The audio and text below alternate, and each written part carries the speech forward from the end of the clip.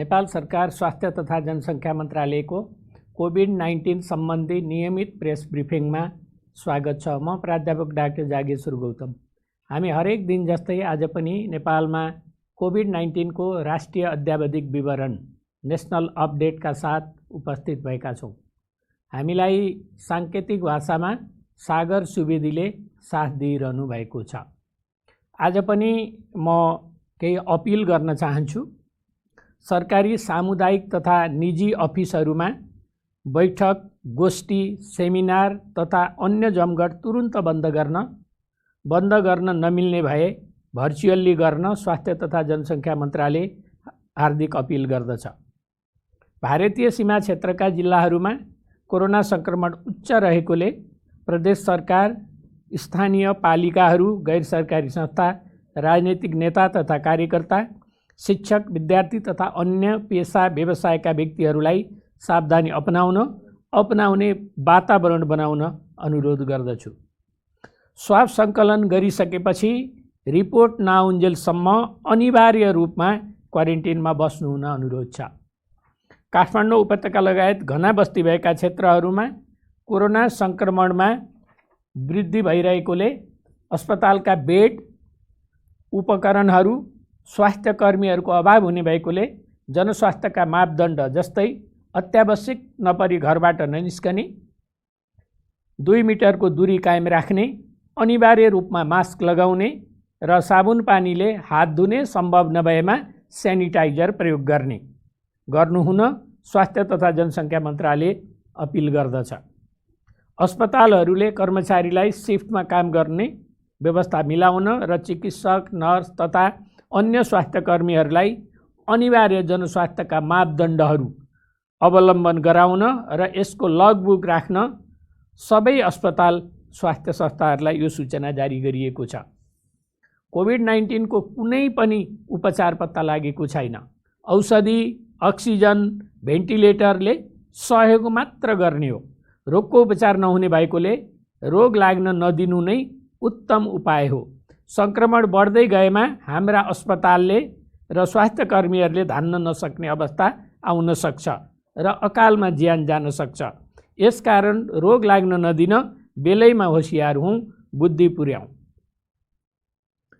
र आज देशभरि जम्मा सक्रिय सङ्क्रमितहरूको सङ्ख्या 6330 छ र प्रदेशअनुसार सक्रिय सङ्क्रमितहरूको सङ्ख्या यस प्रकार छ। प्रदेश 1 मा 425, 2 मा 2839, बागमती प्रदेशमा 943, गण्डकी प्रदेशमा 276, प्रदेश 5 मा 376, कर्णाली प्रदेशमा 231 र सुदूरपश्चिम प्रदेशमा 1240 जना छन्। विश्वभरि कोरोना सङ्क्रमण फैलिएको छ र नेपाल पनि यसबाट अछुतो रहन सकेको छैन। आजसम्मको तथ्याङ्क हेर्दा विश्वमा 1,92,820 जना सङ्क्रमित छन्। कोभिड-19 सङ्क्रमित हुनेहरूको सङ्ख्या यथेष्ट छ र निकै जनाको मृत्यु भइसकेको छ। 1,23,77,166 जना ठिक भइसक्नु भएको छ। आजको PCR 7,926 गरी जम्मा 4,27,926 जनाको परीक्षण भएको छ। क्वारेन्टिनमा रहनुभएका व्यक्तिहरूको सङ्ख्या 10,207 छ र कोभिड-19बाट सङ्क्रमण मुक्त भई 24 घण्टामा डिस्चार्ज हुनेहरूमा जम्मा 425 जना हुनुहुन्छ। आजसम्म डिस्चार्ज हुनुहुने जम्मा 15,814 हुनुहुन्छ, ठिक भएर फर्किसक्नु भएको छ। उहाँहरूको उपचार तथा हेरचाहमा अहोरात्र खटिने चिकित्सक, नर्सिङ स्टाफ, अन्य स्वास्थ्य कर्मीहरू तथा सहयोगी शुभेच्छुकहरूलाई स्वास्थ्य तथा जनसङ्ख्या मन्त्रालय हार्दिक धन्यवाद दिन चाहन्छ। र यसपछि म सिधै नयाँ पुष्टि भएका केसहरूको विवरण दिन गइरहेको छु।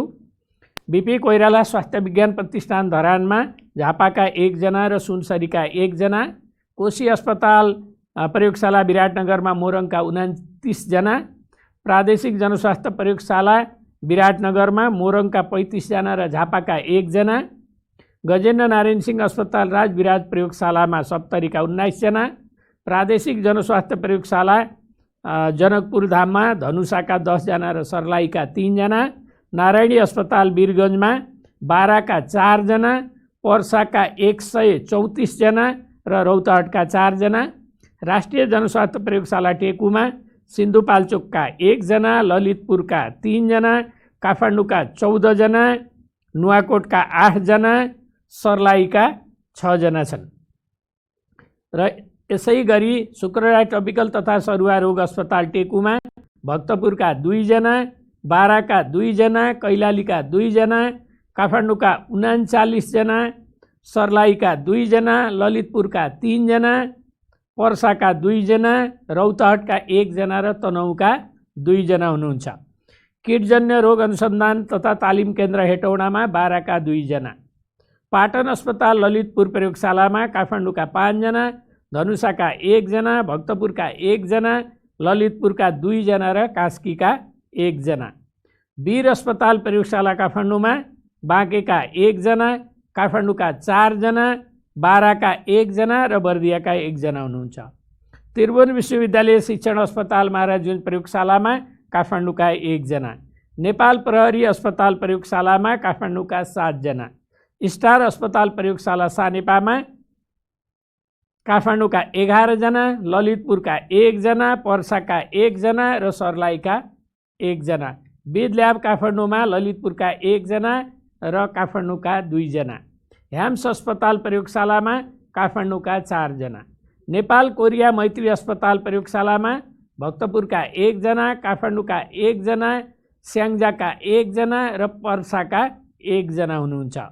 पोखरा स्वास्थ्य विज्ञान प्रतिष्ठान पोखरा प्रयोगशालामा कास्कीका 2 जना, प्रादेशिक क्षयरोग केन्द्र प्रयोगशाला पोखरामा नवलपरासी पूर्वका 1 जना र कास्कीका 8 जना, प्रादेशिक जनस्वास्थ्य प्रयोगशाला रूपन्देहीमा गुल्मीका 1 जना र नवलपरासीका 2 जना, भेरी अस्पताल प्रयोगशाला नेपालगञ्जमा बाँकेका 28 जना, बर्दियाका 14 जना, सुर्खेत प्रादेशिक अस्पताल प्रयोगशाला सुर्खेतमा कालीकोटका 4 जना र सुर्खेतका 1 जना, सूर्या हेल्थ केयर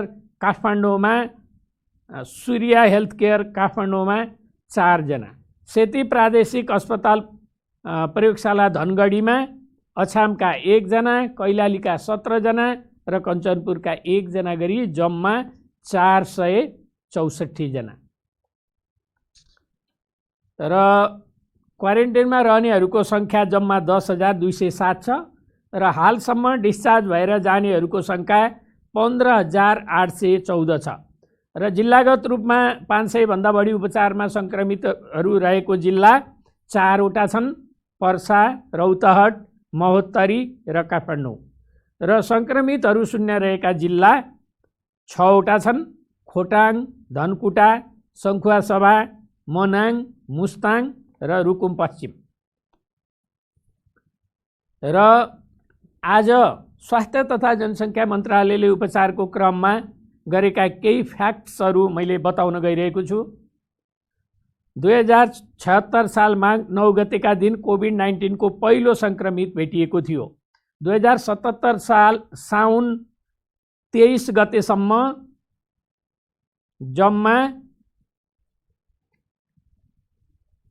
जम्मा सङ्ख्या मैले अघि नै भनिसकेको छु र जसमध्ये 15,814 जना निको भइसकेका छन्। हालसम्म 6,330 जना आइसोलेसनमा रहेका छन्। पछिल्लो हप्तामा लक्षण भएका सङ्क्रमितहरूको सङ्ख्या बढ्दै गइरहेको छ। साउन 22 गतेको विवरण अनुसार 66 जना बिरामी आइसियुमा हुनुहुन्छ भने त्यसमध्ये 3 जना भेन्टिलेटरमा रहनुभएको छ। पहिलो सङ्क्रमणको चरणमा अधिकांश सङ्क्रमण विदेशबाट नेपाल फर्किएका व्यक्तिहरूमा देखिएको थियो। पछिल्लो समयमा बन्दाबन्दी खुकुलो भइसकेपछि स्थानीय स्तरमा समेत सङ्क्रमण देखिन थालेको छ। काठमाडौँ उपत्यकामा समेत विगतका केही दिनदेखि सङ्क्रमितहरूको सङ्ख्या बढ्न गई आज मात्र 106 जना सङ्क्रमित थपिएका छन्। साउन 23 गते 7,926 रियल टाइम पिसिआर परीक्षण गरिएकोमा 464 जना नयाँ सङ्क्रमित थपिएका छन्। पछिल्लो चरणमा सुरक्षा निकाय, सरकारी कार्यालय, न्यायालय, बैंक तथा वित्तीय संस्थाहरूमा कार्यरत कर्मचारीहरू, स्वास्थ्यकर्मीहरू, प्रदेशका मन्त्री समेतमा सङ्क्रमण देखिएको छ। सङ्क्रमित मध्ये बहुसङ्ख्यक 75% भन्दा बढी 21 देखि 60 वर्ष उमेर समूहका छन् भने 60 वर्षभन्दा माथि उमेर समूहका सङ्क्रमितहरूको सङ्ख्या अति न्यून 2.1% रहेको छ। साथै सङ्क्रमित मध्ये 4% 10 वर्ष मुनिका बच्चाहरू रहेका छन्। पहिलो सङ्क्रमितको प्रयोगशाला परीक्षणका लागि विदेश पठाउनु पर्ने अवस्थालाई सुधार गर्दै 7वटै प्रदेशहरूमा आरटी-पीसीआर परीक्षणका लागि 32वटा सरकारी प्रयोगशाला स्थापित हुनुका साथै 6वटा निजी प्रयोगशाला सञ्चालनमा आएका छन्। सरकारी प्रयोगशालाहरूमा दैनिक जम्मा 18,500 पीसीआर परीक्षण गर्न सक्ने क्षमता रहेको छ र निजी क्षेत्रबाट सञ्चालित प्रयोगशालाको समेत क्षमता जोड्दा 22,000 रहेको छ। हाल परीक्षणको दायरा फराकिलो बनाई देहाय बमोजिमका अवस्थामा पीसीआर परीक्षण गर्ने व्यवस्था गरिएको छ। तोकिएका 6 लक्षणहरू जस्तै ज्वरो, खोकी, श्वास प्रश्वासमा कठिनाई, गन्ध हराउनु, स्वाद हराउनु र झाडापखाला, यी 6वटा मध्ये कुनै एक लक्षण देखिएका व्यक्ति, सङ्क्रमितहरूको सम्पर्कमा रहेका व्यक्ति, विदेशबाट फर्किएका व्यक्ति, गम्भीर श्वास प्रश्वास सङ्क्रमण भएका व्यक्ति, अग्रपङ्क्तिमा रही काम गर्ने स्वास्थ्यकर्मी, सुरक्षाकर्मी लगायतका कर्मचारीहरू, हाल सङ्क्रमण धेरै देखिएका स्थानहरूबाट आएका व्यक्तिहरू, सघन उपचार कक्ष आइसियुमा उपचाररत बिरामीहरू, दीर्घरोग भएका मुख्यतः 60 वर्ष माथिका व्यक्तिहरू, बिरामीको अपरेसन गर्नु पूर्व र मध्यम, गम्भीर तथा क्रिटिकल बिरामीको डिस्चार्ज गर्नु पूर्व, यी चाहिँ परीक्षणका दायराहरू हुन् र हामीले फराकिलो बनाएका छौँ।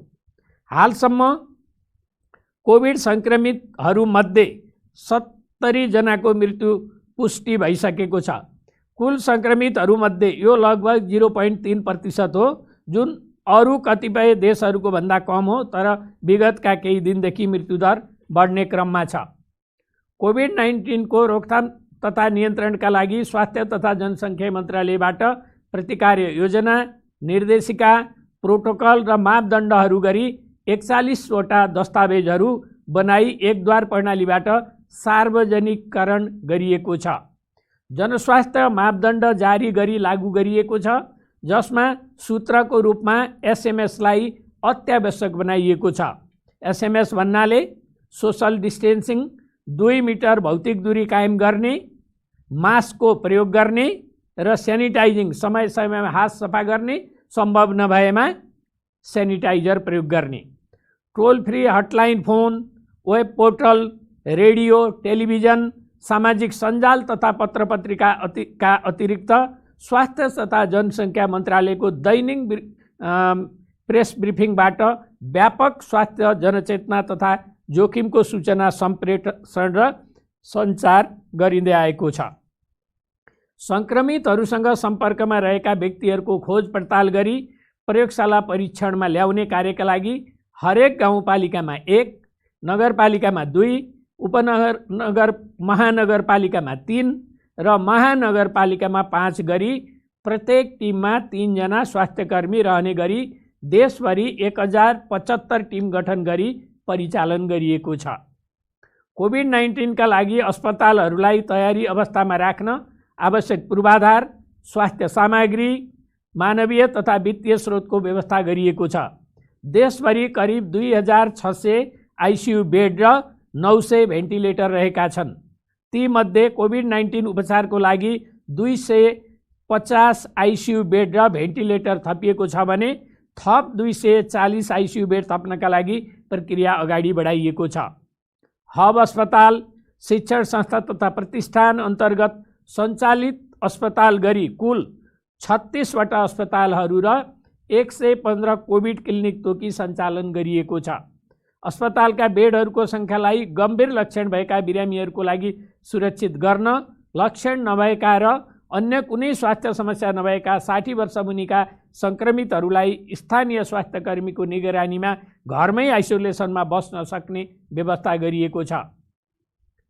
गम्भीर बिरामी उपचारको लागि प्लाज्मा थेरापी सुरु गरिएको छ र 1 जनामा सफल उपचार पनि भइसकेको छ।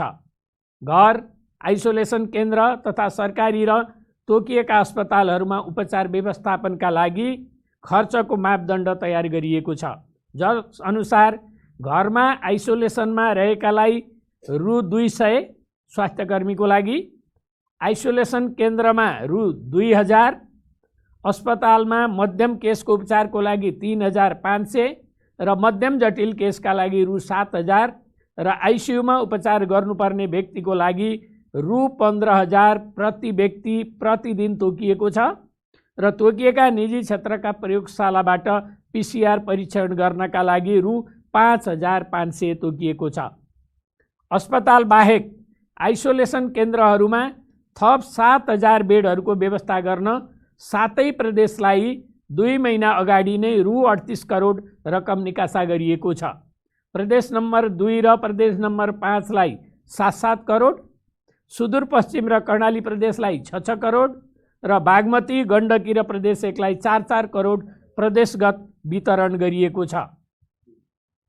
25 हब अस्पताल र 20 शिक्षण अस्पतालहरूले विशेषज्ञ चिकित्सकको नेतृत्वमा तुरुन्तै परिचालन गर्न सक्ने टिमहरू गठन गरी तयारी अवस्थामा राखिएको छ। आवश्यकता अनुसार परिचालन भइरहेको छ। अत्यावश्यक सामग्रीहरू sanitiser, mask, face shield, gloves आदिको आन्तरिक बजारमा उत्पादन वृद्धि हुँदै गएको छ र थप उत्पादनका लागि प्रोत्साहन गरिएको छ। स्वास्थ्यकर्मीहरू उच्च मनोबलका साथ प्रत्यक्ष उपचारमा संलग्न भई सेवारत रहेका छन्। स्वास्थ्यकर्मीहरूको मनोबल उच्च राख्नका लागि 100% सम्म जोखिम भत्ता, 25 लाखसम्मको बिमा र स्वास्थ्य उपचारको प्रबन्ध गरिएको छ। कोभिड-19 को नेपालमा हुन सक्ने संक्रमणको अनुमानका लागि मन्त्रालयले इपी मोडेलिङ तयार गरेको छ। सोही अनुसार खराब अवस्थामा साउनको 25 गतेसम्म 91000 सक्रिय केसहरू हुन सक्ने र मध्यम अवस्थामा भदौ 2 गते 39000 सम्म सक्रिय केसहरू हुन सक्ने अनुमान गरिएको छ। 2077 साउन 23 गतेसम्म जम्मा सक्रिय संक्रमितहरू 6330 रहेका छन्। यसरी नेपाल सरकार, प्रदेश सरकार र स्थानीय तहको प्रभावकारी प्रतिकार्य तथा नेपाली नागरिक र सबै सरोकारवालाहरूको अभूतपूर्व सहयोगका कारण अनुमान गरिए भन्दा सक्रिय केसहरू सीमित राख्न सकिएको छ। 4 महिनाको लागि हरेक हप्ताको कार्ययोजना सहितको द्रुत कार्ययोजना असारदेखि असोजसम्म योजना अनुसार काम भइरहेको छ। गम्भीर प्रकृतिका 1500 जनासम्म बिरामीको उपचारका लागि औषधि र आइसियुको सामग्री मौजातमा रहेको छ। प्रयोगशाला सामग्री 2 महिनाका लागि र व्यक्तिगत सुरक्षा सामग्री PPE करिब 2 महिनाका लागि पुग्ने गरी स्टक रहेको छ। साथै थप आवश्यक सामग्रीहरूको खरिदका लागि प्रक्रियामा रहेको छ। र यो विवरण पनि मैले प्रस्तुत गरिसकेँ र अब दुःखद खबर छ, निधनको विषयमा भन्न गइरहेको छु। पर्सा जिल्ला वीरगञ्ज महानगरपालिका वडा नम्बर 9 मा स्थान बस्ने वर्ष 45 का एक पुरुषको मिति 2077 साउन 22 गते दिउँसो 3:30 बजे पाटन अस्पतालमा निधन भएको छ। मधुमेह र रक्तचापको उहाँ बिरामी हुनुहुन्थ्यो। पर्सा जिल्ला वीरगञ्ज महानगरपालिका वडा नम्बर 11 श्रीपुर बस्ने वर्ष 79 का एक पुरुषको मिति 2077 साउन 20 गते राति घरमै दुःखद निधन भएको छ र निजको नमुना परीक्षण गर्दा कोरोना पुष्टि भएको छ। पर्सा जिल्ला वीरगञ्ज महानगरपालिका वडा नम्बर 11 श्रीपुर बस्ने 57 वर्षका एक पुरुषको मिति 2077 साउन 22 गते बिहान 9 बजे गण्डक अस्थायी कोभिड अस्पतालमा दुःखद निधन भएको छ। उहाँलाई मधुमेह, उच्च रक्तचाप र मुटुको रोग थियो र उहाँको पनि स्वाब परीक्षण गर्दा कोरोना पुष्टि भएको छ। सिरा जिल्ला गोलबजार नगरपालिका वडा नम्बर 12 बस्ने 25 वर्षका एक पुरुषको 77 साउन 22 गते राति 10:45 बजे बीपी कोइराला स्वास्थ्य विज्ञान प्रतिष्ठान धरानमा दुःखद निधन भएको छ। उहाँ मृगौलाका बिरामी, डायलाइसिस गरिरहेको थियो र उहाँलाई बिपी कोइराला स्वास्थ्य विज्ञान प्रतिष्ठान धरान रिफर गरिएको थियो जनकपुरबाट। सर्लाही जिल्ला बसन्तपुर थाई घर भएका वर्ष 45 का एक पुरुषको मिति 2077 साउन 23 गते बिहान 8:41 बजे पाटन स्वास्थ्य विज्ञान प्रतिष्ठान पाटन अस्पतालमा निधन भएको छ र यो सँगै निधन हुनेको सङ्ख्या 70 पुगेको छ। उहाँहरूको निधनमा नेपाल सरकार स्वास्थ्य तथा जनसङ्ख्या मन्त्रालय गहिरो संवेदना प्रकट गर्दछ। धन्यवाद, नमस्कार।